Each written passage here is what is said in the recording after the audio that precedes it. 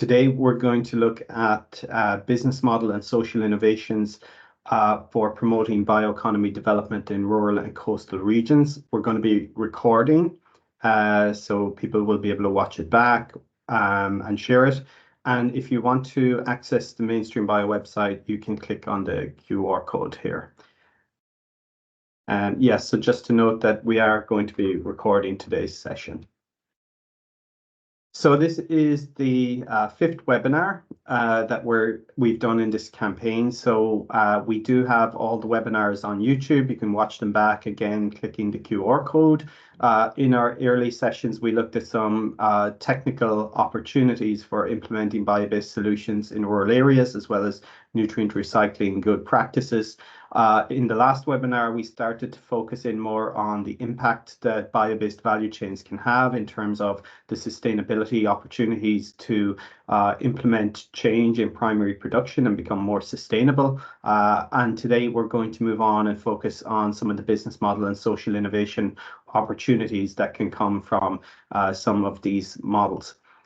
So this will be understanding, for example, what are some of the diversification opportunities, what are some of the opportunities to regenerate, to keep rural regions competitive and take advantage of the opportunities that will emerge from valorizing biomass in rural and coastal locations. Next week, if you want to tune in, we're going to be looking at bioeconomy tools to support primary producer participation in the bioeconomy. So here we're going to be looking at technical tools that can allow local regions to access information on the bioeconomy, to understand what value chain opportunities are relevant for them, but also looking at some financial instruments that can support the development of new projects within local locations, at local, at national, at European level. And also we'll be looking at different models of implementing these value chains with a particular focus on cooperative models of bioeconomy. So just a reminder to please put your questions in the chat. We'll take the questions at the end of the webinar and pose them to the speakers. So keep those coming in. And just to walk through what we'll be hearing about today. So we're going to have in a short while a talk from Anastasios Galatsopoulos from White Research, who's going to be talking about good practices for bioeconomy social innovations. This will be followed by Beatriz Deltoro, who's going to be talking about good practice business models in rural regions. We're going to then hear a really nice industry case study from James Cogan of ClonBio Group, who's going to be outlining the work of the Pannonia biorefinery in Hungary, transforming rural economies through sustainable processing and economic growth. And finally, we'll be hearing from Maider Gómez Palmeron from the Brilliant Project, who's going to be looking at the work that the Brilliant Project is doing at supporting sustainable new business models in rural regions. So to begin with, I'm going to give the floor to my colleague on MainstreamBio, Anastasios Galatsopoulos. So Tassos is a research consultant at White Research. He works on a number of different projects, including MainstreamBio and SkillBio. He has a background in nanosciences, and he has been working in the MainstreamBio project to identify the different social innovations that could be implemented within rural bioeconomy. So to present some good practices and explain why social innovations are important and what they are, I'm going to hand over to Tassos. Okay, I hope you can hear me clearly and see me, of course. Thank you, James, for the kind introduction. Let me share my screen. You can see that? Yeah, we can see you. Okay, okay, great. So, as James mentioned, I will briefly present to you our work about social innovations in general, and more specifically focusing on the work we have done during MainstreamBio on the social innovations in the context of bioeconomy. To begin with, we will have a short introduction to social innovations, who of you are not familiar with this term, and then we will focus on the bioeconomy aspect of social innovations and see a case study which is called Gela Oxenherz, if I don't pronounce this wrong. So let's move on. What is a social innovation? Okay, with the term of the social innovation, we can characterize or better define a new idea or an initiative that can meet social needs and create social relationships, and of course create new forms of collaborations amongst civil society and several groups of stakeholders by doing what? By achieving societal behavioral changes and promoting sustainability. Of course, as we can understand, social innovations are an inclusive process and a mindset that involves a lot of stakeholder groups that can tackle global and local issues with common activities. What are the main characteristics that define social innovations? We can focus in 5 main characteristics. First of all, social innovation, we can say that is open to all. What does mean this is open to all? This is a knowledge sharing process and an owner sharing process, as we will see during the case study at the end of this presentation, is multidisciplinary. That means that a lot of different stakeholder groups with different expertise in different sections cooperate together to a main purpose, to a common target. It's participative and empowering. That means that during a social innovation, the approach of top-down and expert-led approach are avoided. All experiences or ideas and all of willingness are dropped on the table to this common approach.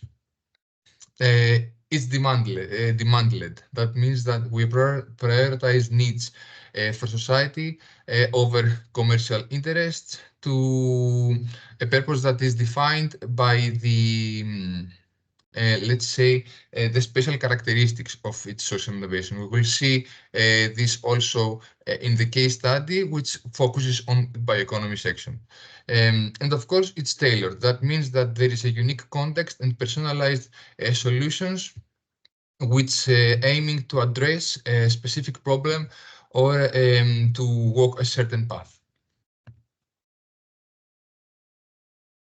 Now, about the social innovations in bioeconomy, we can say that there is an openness in sharing knowledge and ownership, since in bioeconomy there are some special characteristics which also include, the ownership of maybe land or the knowledge sharing about special expertise in some rural activities that not everybody knows. So by sharing knowledge and sharing ownership, even in the aspect of sharing a field is included, to some with some, let's say, 3 key approaches for the social innovation. There is a social demand that traditionally is not addressed by the market.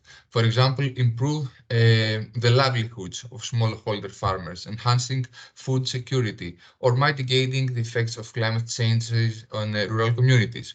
There are also, of course, societal challenges that for example, the development of innovative solutions that integrate social, economic, and environmental challenges in bioeconomy, like eco-friendly agricultural practices or improving maybe waste management systems, etc. And of course, systematic changes like aim to create a more sustainable and equitable system that benefits all stakeholders that are involved in this social innovation. And for example, including smallholder farmers, a variety of rural communities that are focused in the specific area.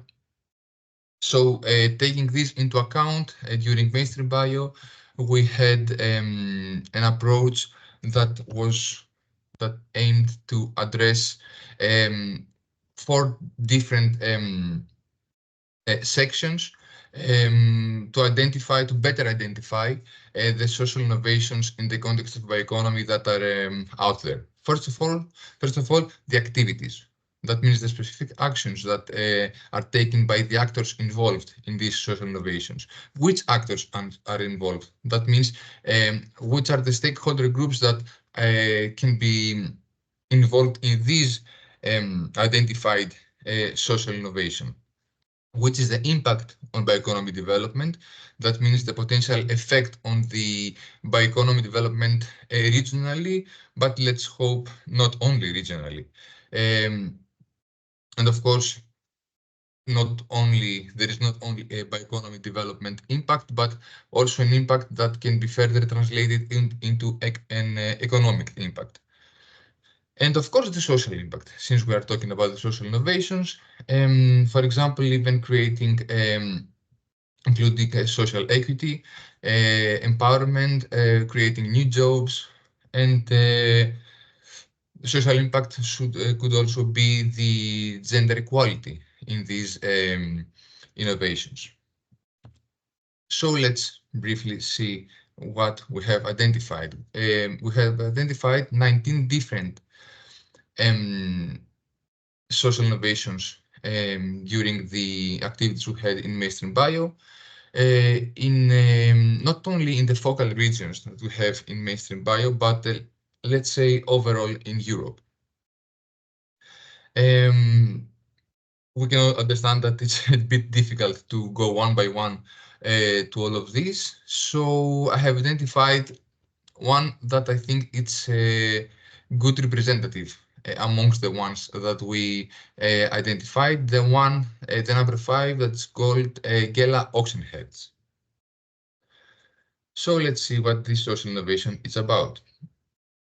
Gela Oxen Heads is a social innovation in the lower part of Austria, which is run in collaboration with a lot of employees in a group of around 300 consumers, which can be called harvest sharers.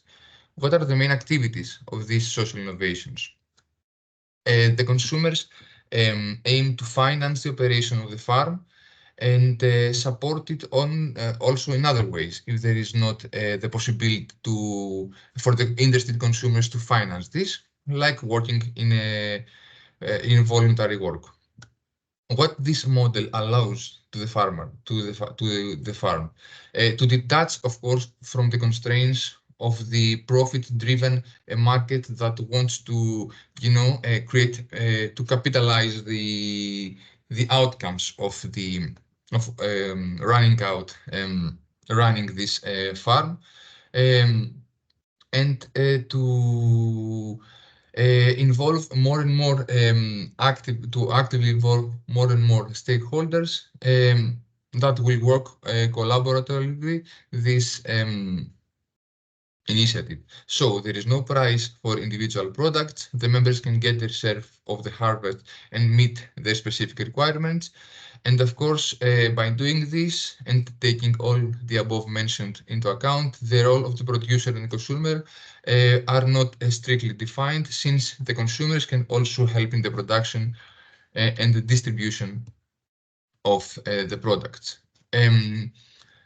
More specifically, this farm, the Demeter farm, covers 4 hectares throughout the years, with 80 kinds of vegetables, herbs, and soft fruits, with the use of almost exclusively saved seeds. That means that this farm can maintain a high level of crop diversity and resilience. Which are the key actors, the key stakeholder groups that are involved? Industry, farmers and producers, and of course, civil society, like the consumers that I mentioned. Which is the impact for bioeconomy development? We can understand that this partnership impacts the bioeconomy development by including the viability of the farm holding. There are jobs that are created. And of course, there is a great crop diversity from these activities. And so the social impact includes the networking, because different stakeholders come to this initiative, and of course the job generation and the public participation. Of course, not only this social, if you want to learn more about this social innovation, you can scan this QR code. But also, if you want to read the whole report that we have done for all of these social innovations, you can scan this to read the respective deliverable on the website. Thank you. Thanks, Tassos, for the information about social innovations, which seem to be growing across the EU bioeconomy. So if you have any questions for Tassos on social innovations, I have one which I want to ask, but if you have any questions in the audience, please put them in the chat and we'll get to them at the end of the seminar. So we're going to move on to talk about some of the circular bio-based business models that could be implemented across different sectors. So to do that, we're going to hear from Beatriz Deltoro. So Beatriz works at INNOVARUM, where she's working on the MainstreamBio project. She's an innovation consultant at INNOVARUM, and she's got a background in biotechnology. And Beatriz is the person who has been leading on scoping the bio-based business models through MainstreamBio's work and has collected a lot of these. So to provide insights, I'm going to give the floor to Beatriz. Thank you, James, for giving me the floor and also for having me here. Let me know if you can see my slides and hear me properly, please. Yeah, we can see and hear you. Thanks, Beatriz.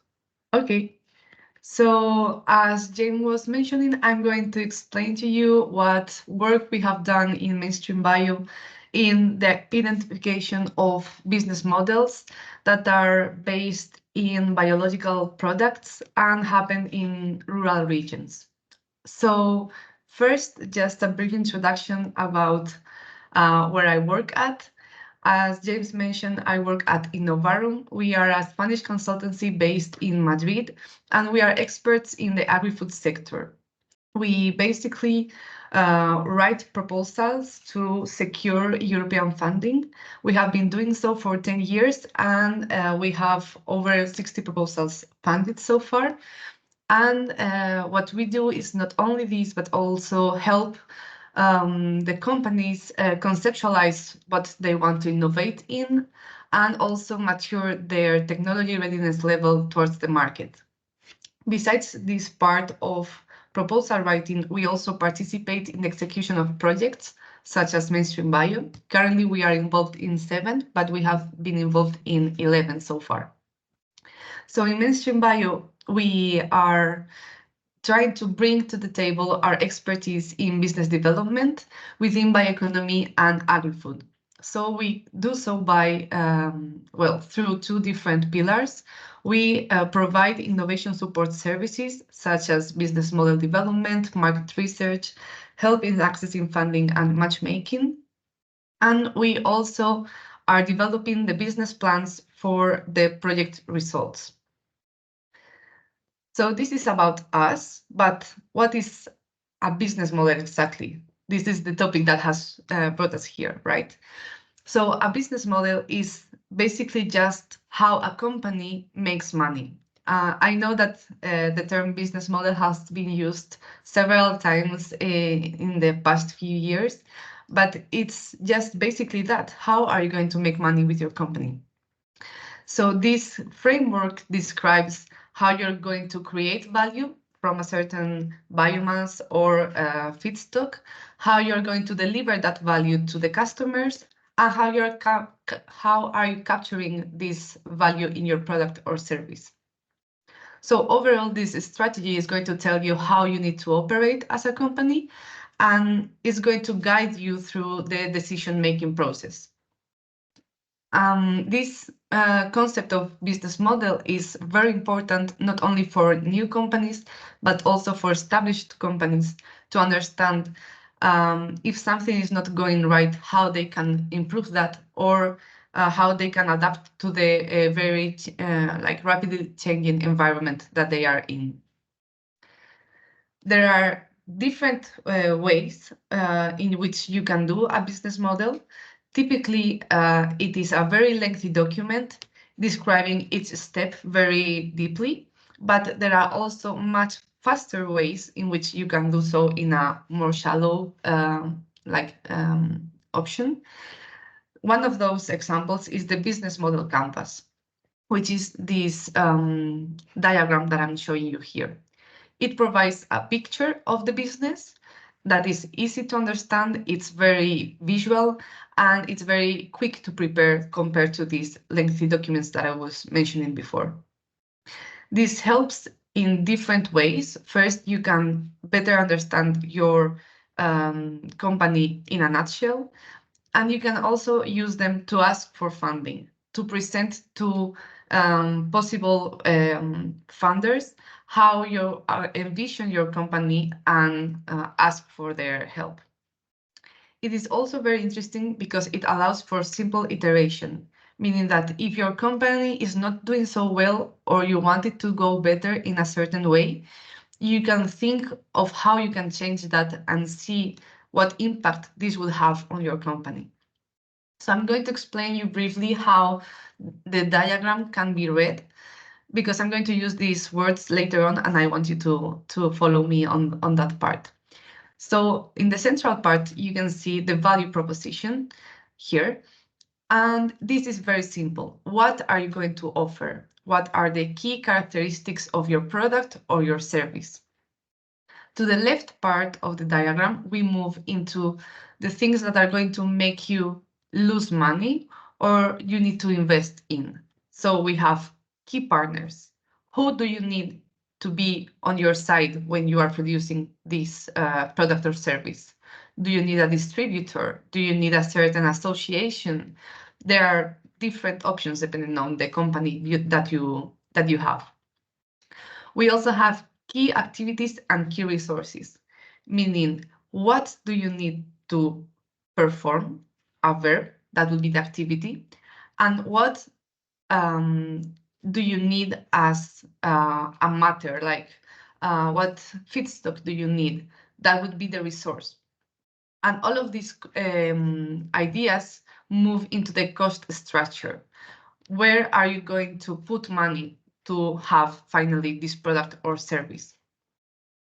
To the right part of the value proposition, we move into the things that are going to make you gain money.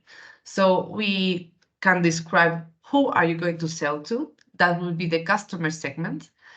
And you can think of, am I going to sell to young people? Am I going to sell to a certain tax break, to say it somehow? And this is going to determine how you communicate with your customers. That would be the channels. And what relationships are you going to have with them? Do you need a close follow-up? Do you need a certain type of communication after or before the selling of the product or service? That would be the customer relationships. And all of these concepts move into the revenue stream. So you can think of, how am I actually receiving the money? Is it a membership? Is it a subscription? Again, there are different options. Business models are, as you have seen, common to all companies. The characteristics, I mean, not the description itself. So why did we decide to identify business models? Well, we believe that having successful experiences broken down and well described can help inspire other businesses and also help them learn from different sectors and improve what their activities are. We are not the first one to do this. There are other EU projects that have done so. I have listed some of them here. INNOVARUM was actually involved in this one. And you can also see that not only European projects are doing this, but also other studies, such as this study that we carried out for BBI, focused only on the agricultural sector. if you want more information about business models, you can check this out. So now I'm going to explain to you just 3 cases of different business models that we have identified in MainstreamBio. This first model, Josenea Bio, is based in Spain, and it is an ecological farm that produces herbal teas and aromatic herbs. They train and employ people at risk of exclusion. So they teach them how to work at the farm, and then they become employees of the farm. They also use their residues and compose them to create their own biofertilizer. And they have adapted their farm so it is energy sufficient. So they use solar power, wind power, and they have also incorporated biomass. All of these ideas translate into the business model. So if you think about the value proposition, all the customers that buy teas from Josenea Bio know that they are supporting people at risk of exclusion. So this is an added value to their proposition. This description that I have mentioned also affects the activities and resources because they need to have different actions. They need to carry out different actions to be able to use their residues or to take advantage of the wind, the solar power, etc. And they also need to have key partners such as associations of people at risk of exclusion. So they have this back and forth of people, and they benefit their region as much as possible.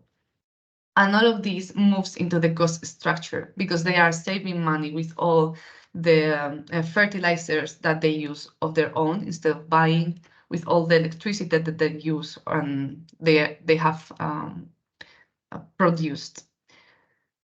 The second success case that I wanted to show you is Victor Asenov's ecological farm. In this case, the farm produces vegetables, and they also have this independency not only from of energy, because they are using pellets from agricultural residues nearby, but also from water because they reuse drainage and rainwater. And besides, they also compost biomass of their own to create fertilizers. This means that they have, again, different activities and different resources than usual farms because they need to have these materials to be able to reuse water and to use pellets from other companies. And this links into the partners. They need to have good relationships with refineries around them so they can have this input of pellets for the heating system. And finally, this also leads into savings of their company that affects their cost structure. And the last case that I wanted to show you is Mengoli Biogas, which is an Italian dairy farm that decided to include a biogas plant. This is what you see around here.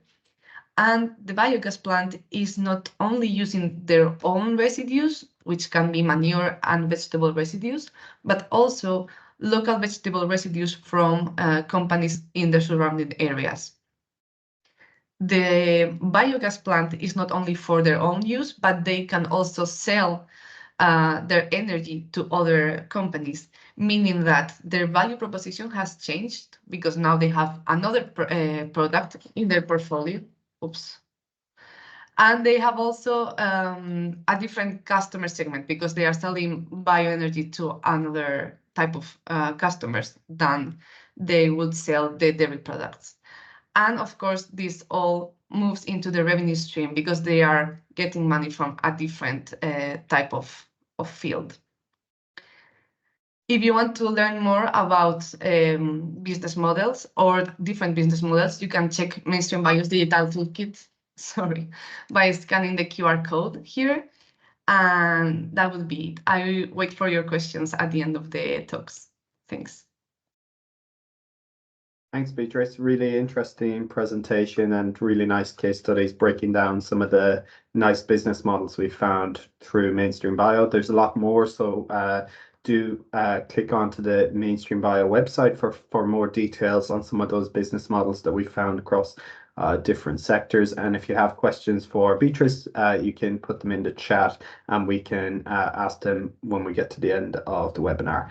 So our next speaker is James Cogan. So James is going to present a nice industry case study. So James is EU Government Affairs Industry and Policy Director at ClonBio Group, and ClonBio Group own and operate the Pannonia biorefinery in Hungary, which I was lucky to visit a number of years ago, which is a really impressive rural commercial scale biorefinery in Hungary. And James brings many years of experience on the EU bioeconomy policy side at Irish, but also EU level. So I'm going to give the floor to you, James. Thank you very much, James. Can you hear me okay? Can hear you fine, yeah.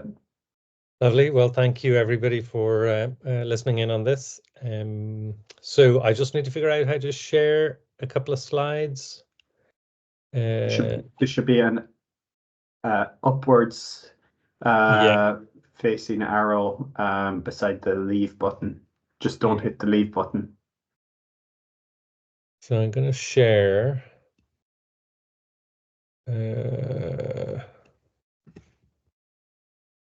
Let's share a window. Look at this.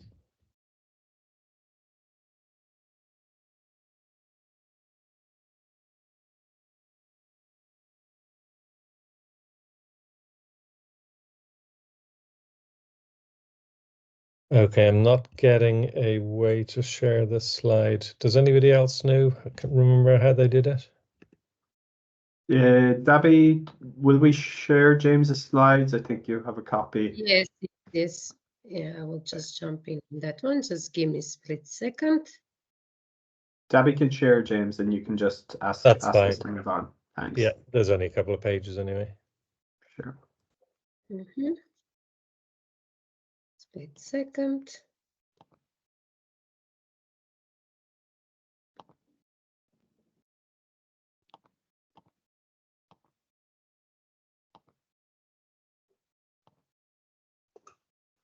Super.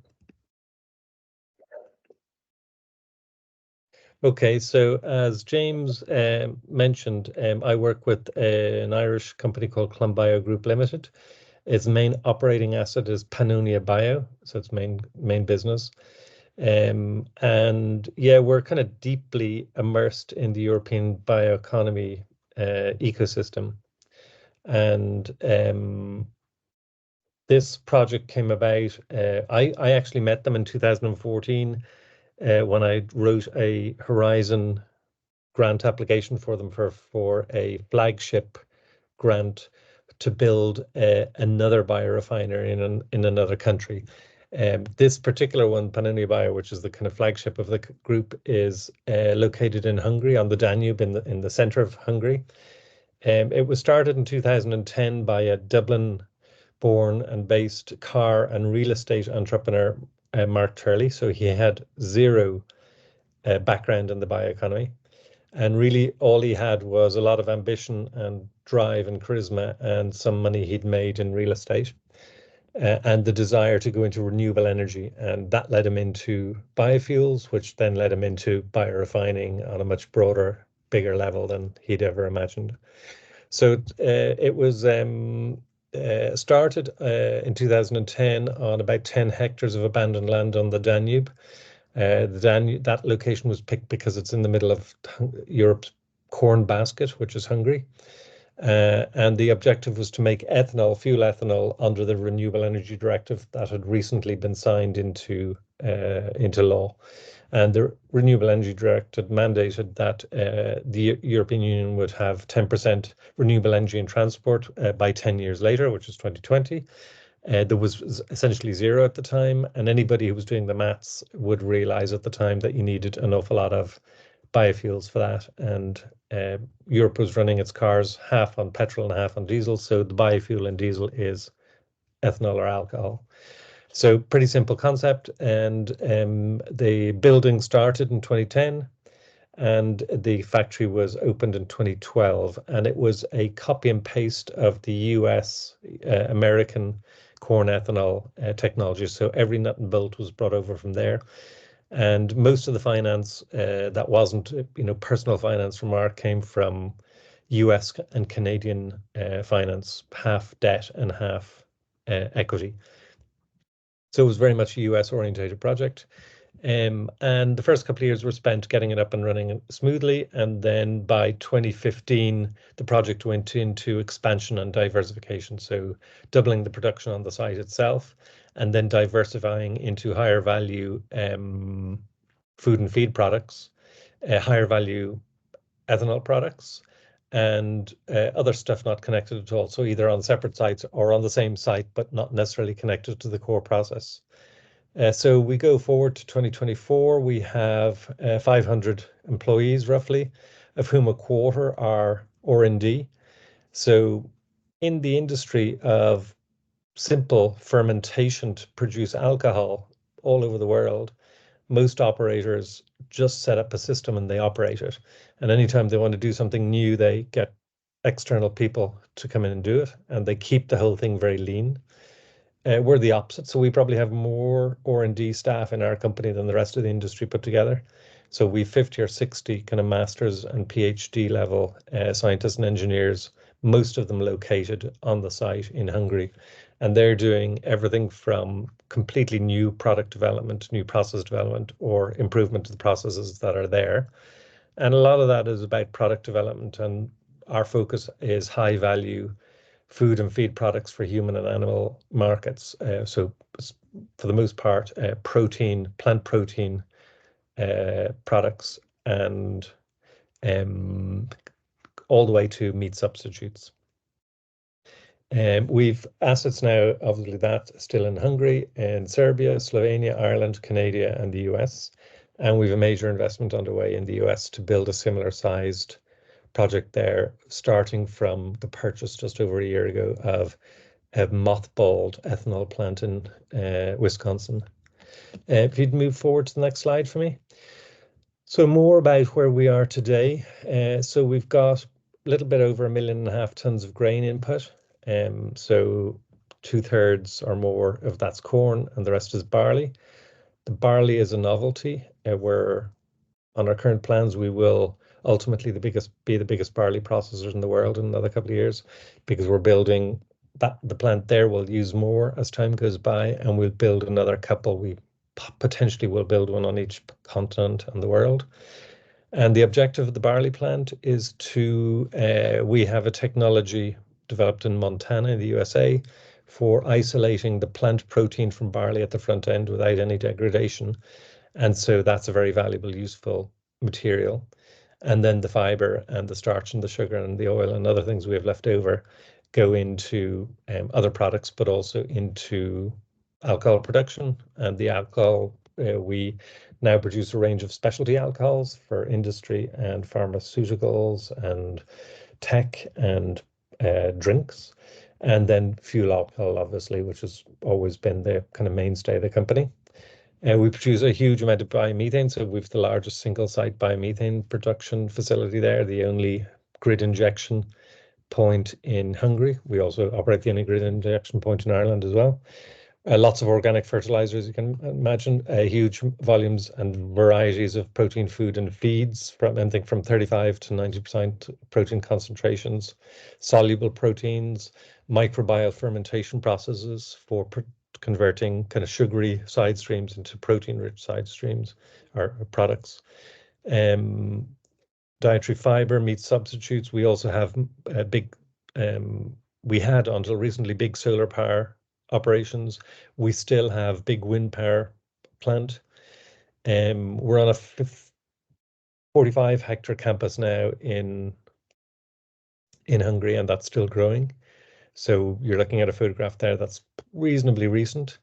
So the foreground stuff is the older, and then as you go further away, that's all the new one. The only thing that was original there is the big silo on the right-hand side near the river. And we're very happy to have people come and visit every 4 to 6 months, the place is virtually unrecognizable for the number of new developments that are built on the place. I'm working currently very intensively on our latest big project on the site there, which is carbon capture and storage, because we ferment a lot, and as you know, fermentation generates as much carbon dioxide as it generates other stuff. And at the moment, that's vented into the sky. We've discovered that the geology under our plant there is highly suited to permanent geological storage. So we've got the permitting process in place, the financing is underway, and we're essentially working on the how to make it financially viable side of the project at the moment, and we hope during the year to have a kind of a go, no-go decision on whether or not we actually go ahead and build it. Next slide, please. So I guess I'll come to this right now, but in terms of the rural impact of this, so we buy all the grain from farmers within 50 kilometers of the plant. So 1.5 million tons is a lot by Irish standards, is not a lot by Hungarian standards. And that grain, you know, if it's a couple of €100 a ton to buy it, traditionally that would have gone outside the country, would have gone to pig feed somewhere. That's about it. And now the value of that is all being held within the area where that grain is produced. And the income into the region is, you know, 3 times the value of what it would have been just selling it for export. And the jobs involved are very sophisticated, high-skilled jobs. We don't have many kind of unskilled operatives. We have the local region in Hungary has a right to tax you, so they do. So they're essentially, you know, 2 or 3% owners of it, and they get 2 or 3% of the revenues, and that has made the region around our plant quite prosperous. That we've reversed emigration, so we've people coming back to the region that had gone away to work, and we've led to inward investment by other people because of the infrastructure and the skills that have developed around our plant. So we've a really strong relationship with the local community at all levels. We even tested that recently because we were seeking to understand whether or not the local ecosystem would support our carbon capture plant, because we have to put in a 10-kilometer pipe and build a well 1.5 kilometers deep, at least one well, and pump carbon dioxide into it. So we had meetings and engagements and public meetings at general public, all the way up to the ministries of handling mining, agriculture, and economic development, and it was kind of unequivocally supportive all the way. So credible dependencies in terms of, you know, externalities for us. So, you know, if you ignore for the moment the importance of just being good at setting up and running businesses, quality legislation, and that is European and member state legislation. So the renewable energy directives and any bioeconomy related things, carbon capture related things, food legislation. So there's a whole range of stuff, and you know, I work in the legislation side of our company, and we would consider our assets in the companies that were highly regulation aware. We invest an awful lot into keeping up with it, because everything we invest in is affected really heavily by regulation, and companies that are unaware of the direction that legislation has taken or the quality of the legislation will invest, and then at their peril. We don't always get it right, but it's a very important part of what we do. The legislation to stimulate bioeconomy stuff should be focused on market creation. So we don't really look for grants, whether they're capital grants or subsidies. We look for legislation that creates, you know, sustainable markets. Agile, proactive EPA and permitting regimes. So, you know, if we want to build something, we typically want to build it immediately, and we need organizations around who will come and support that. And that includes things as tangible as getting connection to the grid for our biomethane, but obviously, of course, all of the normal permitting activities. rule of law, so that the laws that have been created are applied and enforced and protected. And that's a big problem in Europe. So we've lots of lovely legislation in Europe, and you could think you could invest in it, and then you find that none of it's enforced, and that it's not just the Renewable Energy Directive, but it's all kinds of legislation is more likely that these things are ignored than not. So the European Commission makes laws. It doesn't see itself as a policeman. And if the member states don't act as a policeman, then nobody does. And therefore, an awful lot of European legislation ends up essentially being extremely weak. And then protection from unfair trade, mostly international unfair trade. So trade involving dumping or competing with countries that don't have the same standards as we do, or fraud occurring outside Europe, and then to produce things that are then exported to Europe and make. So we can build the most beautiful biorefinery, but it becomes completely useless because we're competing against tanker loads of stuff coming in from outside Europe that is produced obviously using fraudulent systems. So those things are all issues for us actually, and they're things we're always working on. But anyway, I know that question is on people's minds for today, so I thought I'd go to it immediately. So that is essentially what I wanted to say to you today, if that's okay. Thanks, James. Really nice example, and your journey from, I think, a few kind of like-minded people to what we saw on the slides today.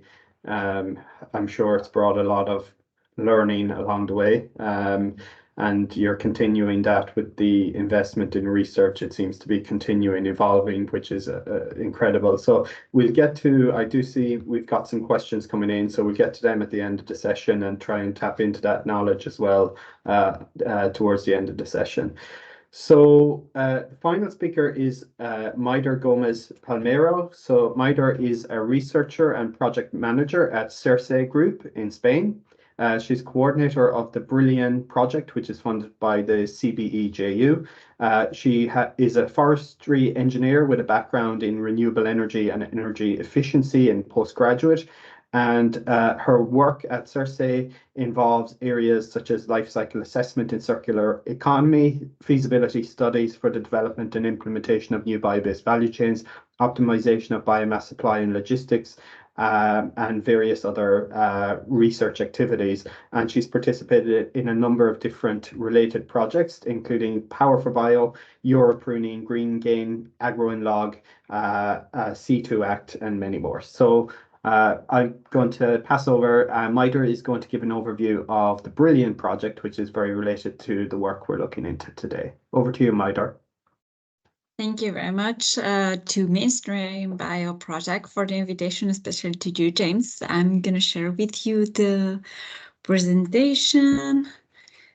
All right, you should be seeing it in presentation mode. Is it right? Yeah, that's right. Okay. Thanks. So in my case, I'm just going to share with you a couple of figures from the project. We're on a different stage from the previous presentation because we just started the project roughly not even a year ago. So just to give an idea of what are the main objectives of the project, the main outcomes also, and the different steps that we will follow to get there. So the Brilliant project aims to support, very important, the adoption of sustainable and cooperative business models. Both words are very key for us, especially the one mentioning this cooperation among the actors of the value chains, and we focus on rural areas. For that aim, we have 3 pilots, one in Italy, one in Spain, and the last one in Denmark, working with different feedstocks. In Italy, we work with cardoon, safflower, and sunflower. In Spain, we're going to be working with potato to extract the starch, and in Denmark with the rapeseed cake.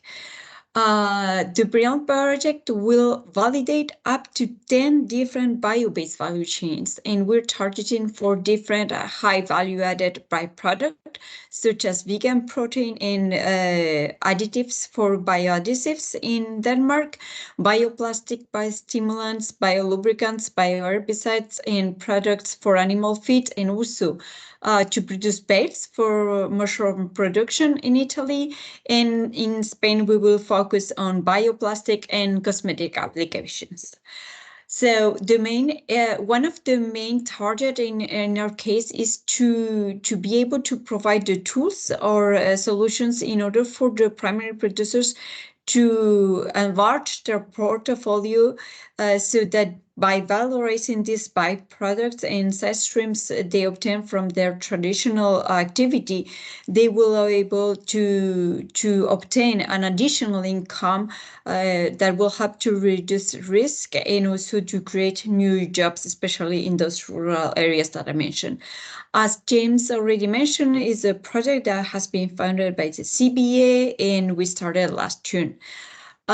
This is a little bit our consortium. So the one thing that is worth to highlight is how we have structured it. So we have 3 large companies and 3 SMEs, which makes like the core of the project.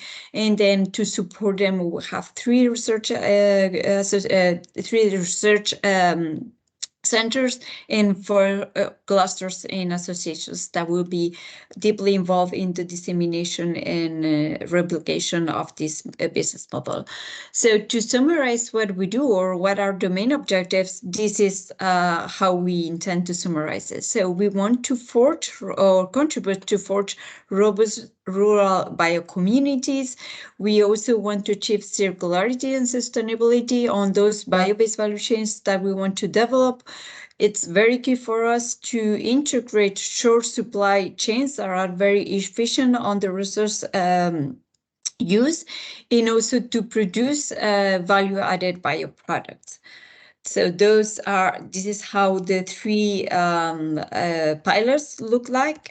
And regarding what are the activities we plan, as I mentioned, we have somehow structured the project in 3 phases. A first phase more devoted to the assessment, then a second phase more towards the implementation and validation, and then the last phase will be devoted to the dissemination. So in the first we will be identifying the barriers and opportunities. We will also assess the pilot resources. We will also analyze what are the main parameters linked to the feedstock mobilization and this short supply chains.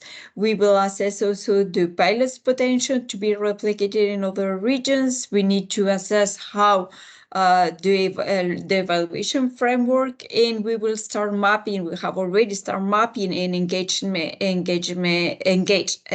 stakeholders. Okay.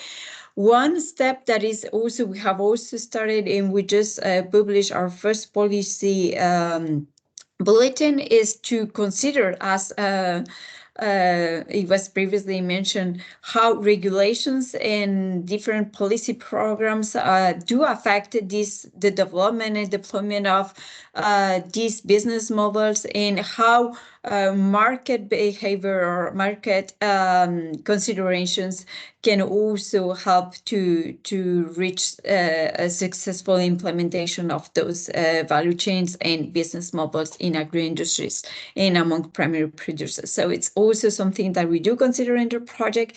Then for this aim, we're going to be providing a number of tools regarding the business models, the logistic optimization, how those agreements with primary producers can be established, and we will validate these 10 value chains that I just mentioned. And of course, we will replicate this in other regions, especially focusing on BIOS regions, but also other regions across Europe can extract very valuable information, and we will try to exploit as much as possible and replicate the outcomes that we have reached. What are the main challenges that we face in the project include how to demonstrate this sustainable supply of bio-based feedstock, how to set effective and robust environmental sustainability and circularity criteria so that those value chains can be validated, how political and legal barriers can affect the valorization of these bioproducts and side streams, how to set effective economic feasibility as a baseline so that we build on that and reach sustainability and also circularity.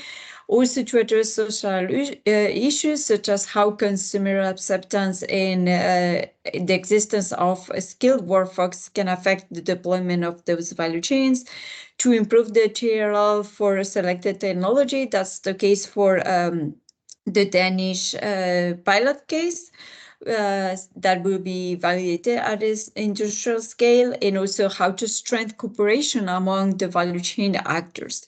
All that to contribute to boost the replication of those innovative business models in other regions. So that'd be everything from my side, and hopefully I'll be able to save any potential doubt or question. Thank you. Thanks, Maider, and really curious to find out what results you find as the project progresses. It's really nice to see these projects with a focus on local and rural business models and taking place and kind of promoting these kinds of areas. So if you have any questions for Maider, please put them in the chat. So I'm going to take some questions out of the chat to commence the presentations. I just want to share with you briefly we're doing a survey on your experience of the webinar series so far. So if you have a chance and if you can click into the QR code and answer some questions, we'd be grateful to get your responses. The first question that I see coming in is for Tassos, so it's related to the Demeter farm, and can I ask all of the speakers to put your cameras on for the Q&A as well, please? Thanks. So one question is understanding what the legal model is for Demeter farm. Is it a cooperative or an innovative model? And another question is a question really on who owns the farm. Is the landowner making an acceptable standard of living in this example as well? So do you have any insights into further details about the model? Yes. Well, actually, first of all, about these social innovations, the specific example that I presented, the Demeter farm is one of the many that Gela Oxenherz has initiated. So about this specific farm, there is a cooperative model not only in the operation of this farm, but also in the funding of this farm.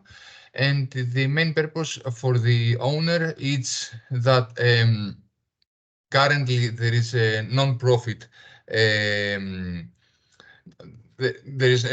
approach on this, but in the future the purpose is for the owner to have this provision back with either in the form of products or in the form of cash. Okay, thanks, Tassos. So we have a question in, and I might direct this either to Maider or Beatriz, which is, how do you deal with the revenue part of the business model when the market is only emerging? So it's a challenging area. You're bringing new products to the market. How do you deal with the revenue part? How can you get your model up and running? And maybe some of these products, it's chicken and egg, I guess, situation in terms of getting into the market with these new bio-based business models. Beatriz, do you want to go first? Yeah, I was going to mention exactly what you mentioned, James. It's a bit chicken and egg situation. So it's very important that when you're thinking of your business model in advance before you start your company, think of these first year, 2 years that can be more difficult to you, and try to find additional funding that is not dependent on your sales. So perhaps public funding, there are options that support starting companies, or maybe an external company that can support you in starting your business. So this is, of course, something very important that you need to take into account. I don't know, Maider, what you think? Yes, I think that in that case, for this question, the Spanish pilot, in our case, can be a good example how this runs. So it's an agro-industry that's gonna, based on the side stream, in their case, it's like leftovers from the potato that they process, they're making starch. So this starch can be valorized to make bioplastics that will turn into packaging that they will use for packaging their potatoes. So it's a way in which they don't depend as much on external market, but they're able to use it, which indeed has an additional benefit because it has an environmental benefit related to the circularity of that side stream. So it's also something to consider. So that way you somehow reduce the risk related to market, gain some benefit on the circularity of these side streams within your own company to also be more efficient in this way. So it's a business model that we are validating in the Spanish pilot, but I think it's quite popular right now, and there are other agri-industries that are really targeting this kind of business model. Thanks, Maider. James, I might bring you in on that as well, because you have a constantly evolving business model, I think, in terms of starting off with bioethanol, and now as time goes on, you have more and more products. So I suppose, how do you see it in terms of the developing market and how you balance that with securing kind of market certainty as well? So you have the balance maybe between your conventional products and your new products that are coming in maybe as well.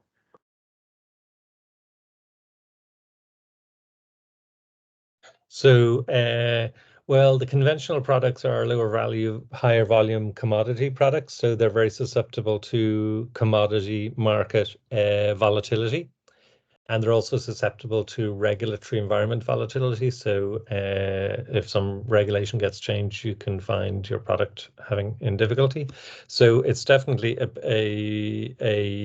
whereas, you know, we've always been very profitable in the commodity products that were the basis of the initial business model. The assumption isn't that they will always be very profitable and that the company has to evolve into more diverse, higher value things. So, you know, that's the rationale for the continuous evolution. Yeah, and we explored a lot, you know, bioplastics a lot. We explored other things, and we explored replication of the plant in other places. But ultimately, where we are is intensification of what we're doing already, and diversification of that into novel, large scale, high quality, I guess, plant-based food and feed products. And you've just hit on another question that came in around looking at other locations. What was it about Hungary that was the right fit? Obviously, you're in, as you said, in Ireland, the amount of biomass you're processing is huge, but in Hungary it's not. But what were some of the other things that maybe factored into the equation? Yeah, so Hungary is, despite the political regime, is a good place for inward investment because costs are low. You can get things done reasonably easy, even though some people in our organization would have problems with that. But you know, you go to somewhere else and you'll find it's no easier. It can be even more difficult. And so, you know, the basic operating costs are lower, but it was really about the availability of feedstock. So there were other companies that could have done it. And it's not that Ireland wouldn't be, because agri production systems are very elastic. So let's say we were to set up a barley-based biorefinery in Ireland that demanded a couple of 100,000 tons of barley per year, which is equivalent, say, to the barley side of the refinery that we showed you. That might seem like a lot compared to Ireland's current production of barley, but if there's secure demand, people will dial up their production of these things really quickly. And in the meantime, you can import it if you really want to. So Ireland used to produce a lot more crops. That changed, but it can change back a little bit. Okay. Just another question that I think you have a background in the anaerobic digestion sector, and some of the other speakers may as well. So we have a question in around what type of business model or business ownership model are normally utilized by the development of biogas plants. Well, certainly, I guess for there's thousands of them around Europe, and most of them, I guess, would be small to medium-sized businesses operating them to supply some particular regulated market, typically for electricity, so power generation. There are groups going around buying up the bigger plants. So the smaller plants are typically silage based, whether it's grass or maize silage and so on, all around Europe, and most of them are like that. That's actually the most common plant, is the silage plant. And then there are a bunch of bigger ones that are based using on waste and municipal waste and industrial waste, and so they're bigger plants with bigger outputs, and big enough to consider producing biomethane and then getting that biomethane into the grid somewhere or another. Though they're much more complicated plants to operate, and they're much more complicated to scale. But there are a lot of them would be owned by municipalities or by the companies that produce the waste, and very often the companies would also be the customer for the energy coming out of it. And then we've certainly seen organizations going around trying to buy up and trying to create a portfolio of larger plants.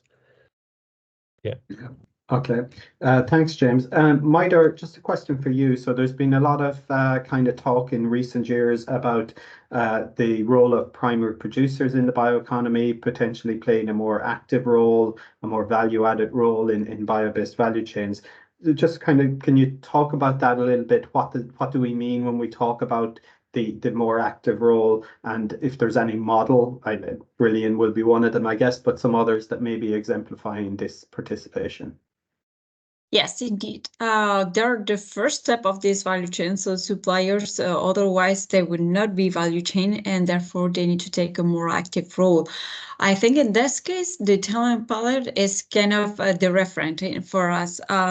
They are setting up agreements with farmers in regions so that they will cultivate those crops in marginal lands, and they will get paid for it. No matter the yield, they will get paid for that for that crop, whatever like the production they will be able to get. So it's a different, or let's say challenging business model. That's why we call it cooperative business model. And the agreements that they will establish with these farmers will be at the disposal. We will have this model on how these agreements need to be built, what kind of considerations need to be taken, what are the keys in order to be able to have this. Why? Because in this case, we have a cooperative that's an agreement with their biorefinery. In other cases, such as the Spanish pilot, in our case, it's the cooperative. The farmers are part of the cooperative. So somehow the benefit they get with this valorization, they return to them because they save some money for the packaging and so on. So there are different ways in which those business models can work so that let's say the producers, the suppliers of this raw material can take a bigger role and benefit from this valorization. So different alternatives just need to select the most suitable in each case. And in any case, we will have these business models and agreements with the primary producers, information available in our webpage.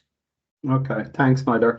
We just have a question coming in there. Is there at the moment any clarity on carbon credit financing schemes for LACD supply chains in the business models? What are the prospects at the EU level? Any insights there, James? So financing for carbon credits, Yeah. And zero. So there are no signals at all coming from the EU that there would be any financing for carbon credits. Okay. Okay, quick question for Tassos. So if you have a group of people who are interested in establishing a social innovation in their region, what do you think are some starting points in terms of building this kind of social innovation? The starting points to create this or to gather together? To bring it Because, together, yeah, and to establish, I guess. I don't think that there is a specific platform or a way that the individuals can come together. I believe that the best way, the most efficient one, is for the using their network to exchange ideas to this purpose. And of course, after deciding what they want to do, using the most efficient way nowadays to gather more and more individuals under this social innovation, which is the internet. I think this is more efficient one, but I believe also that there are certain things that needs to be clarified since the very beginning of the social innovation, like the way that this social innovation will be funded and what is the main purpose of that. Okay. Thanks, Tassos.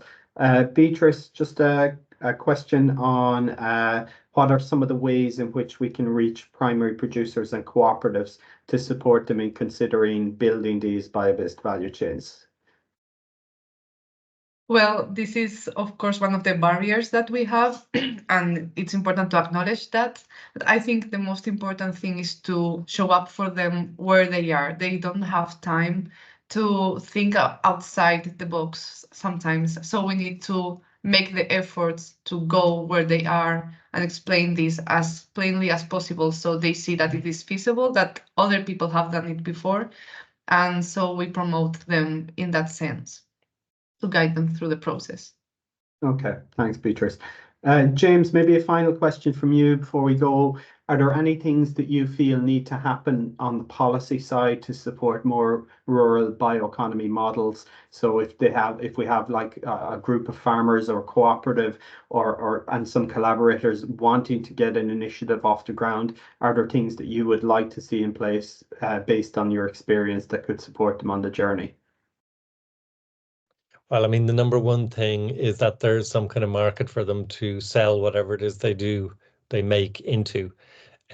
So sure, there's lots of other things that are enablers, like grants and subsidies and permits and training and all that kind of thing. But the number one thing everybody needs is a market.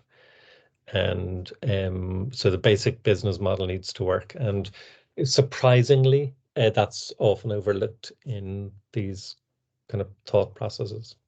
Okay. So that's all we have time for. Thanks for tuning in, and my thanks to all of our speakers.